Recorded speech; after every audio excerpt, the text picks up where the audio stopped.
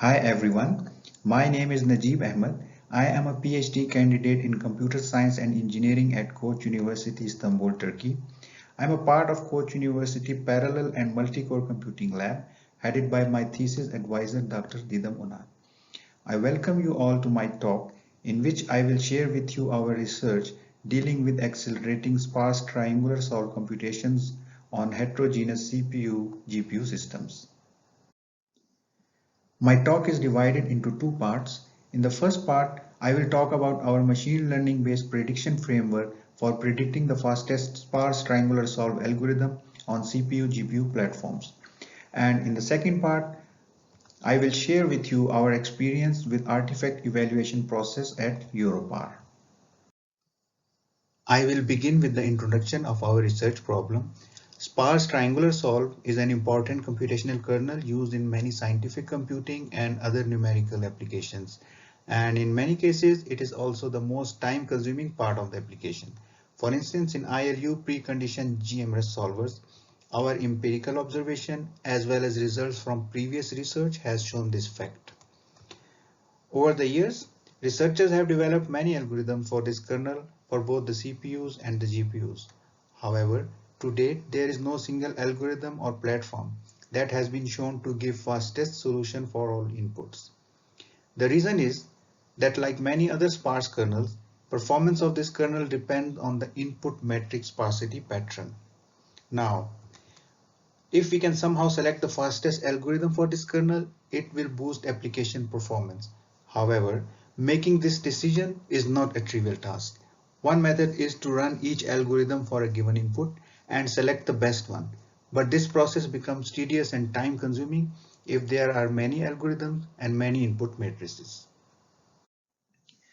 To aid the programmer with this selection process, we propose a machine learning based prediction framework that can predict the fastest sparse triangular solve algorithm for a given input. The framework has the ability to automatically train the prediction model with features and algorithm performance data for a diverse set of matrices. Also, the framework is extensible with new training datasets and algorithms. Performance evaluation of the framework on a state-of-the-art CPU-GPU machine finds it to give good prediction accuracy and SPTRSV speedups with acceptable prediction overhead. As auxiliary contribution, we analyze the performance of different SPTRSV algorithms on our evaluation platform. In addition, we identify some matrix sparsity features that in some ways determines SPTRSV algorithm performance and can be helpful for further research in this domain. Now some background for our work. So what is sparse triangular solve? As its name implies, it solves sparse triangular systems. These systems take the form Ly equals P or Ux equals Y, where L and U are lower and upper sparse triangular matrices respectively, and X, Y, and B are dense vectors.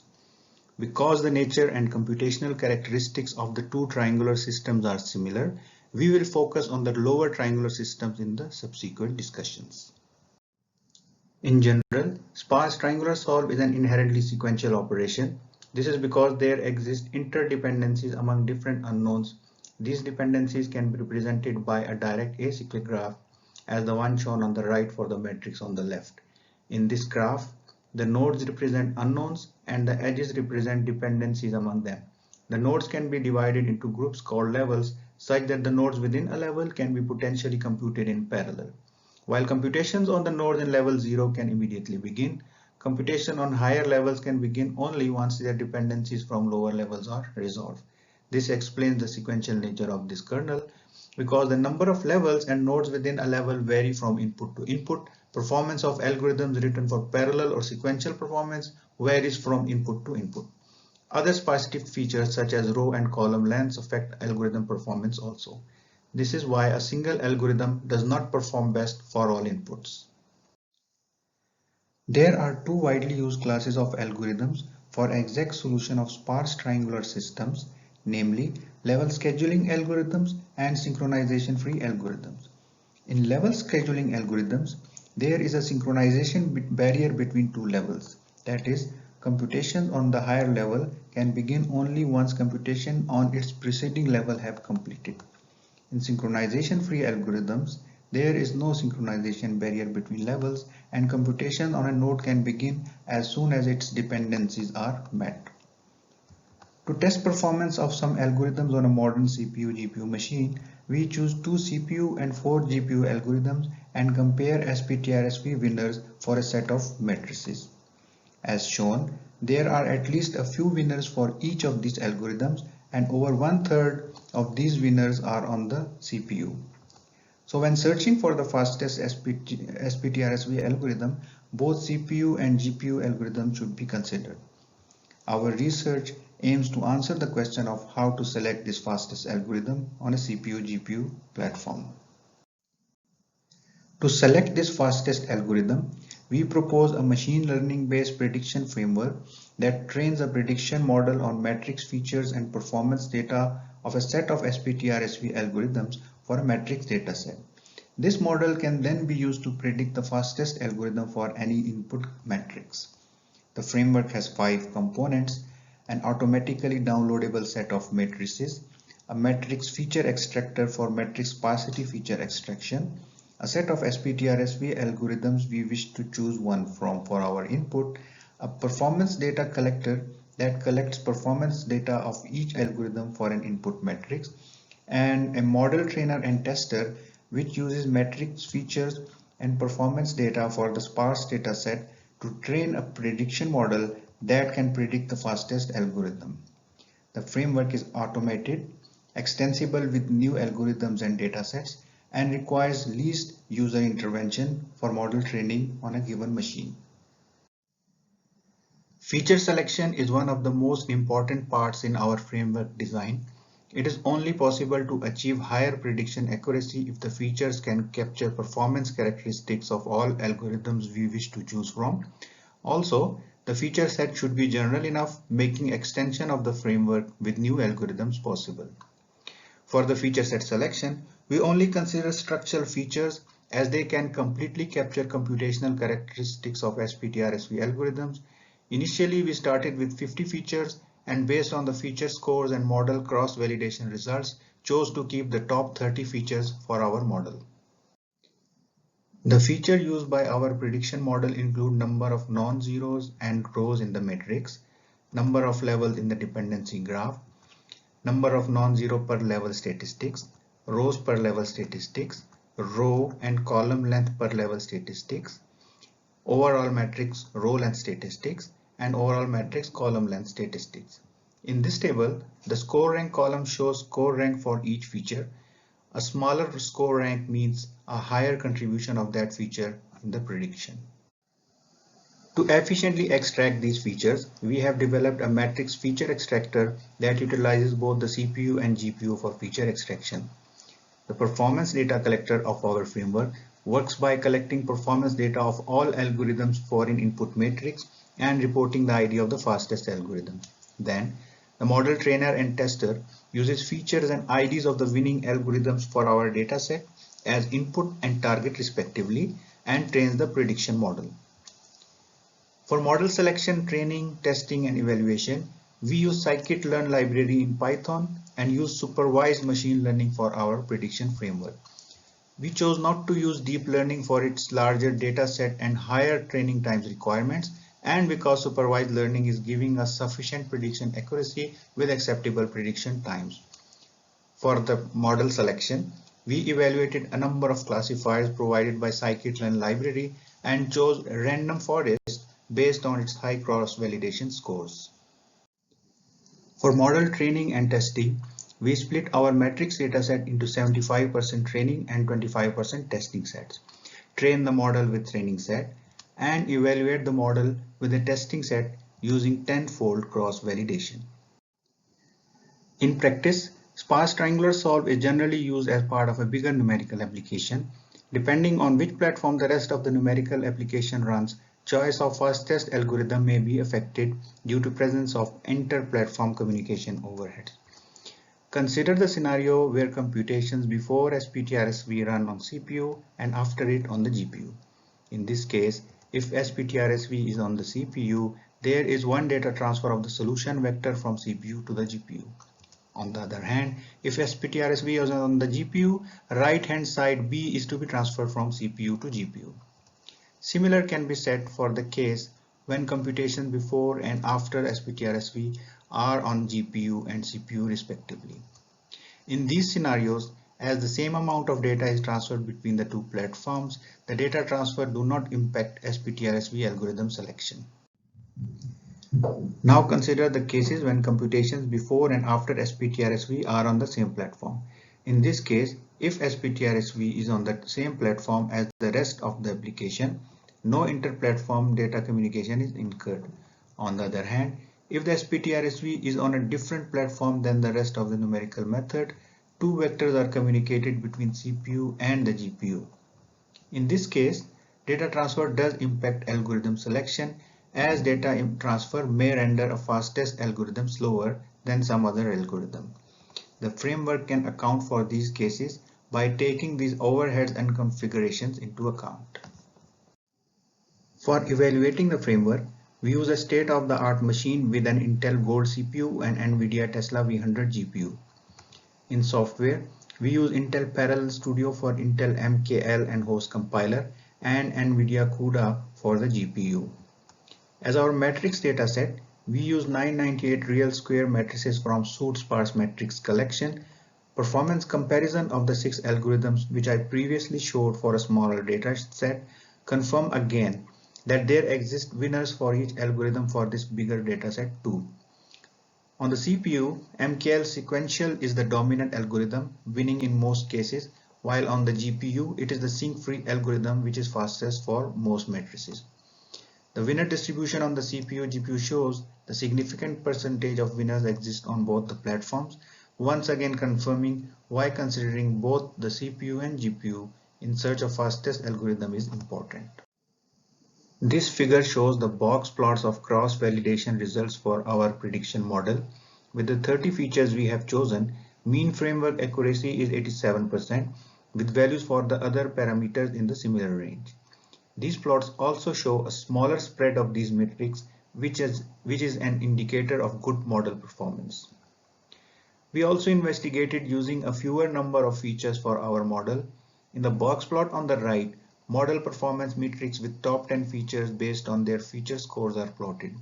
We notice that not only the mean values of the performance metrics drop, but the spread of the box plots also increase.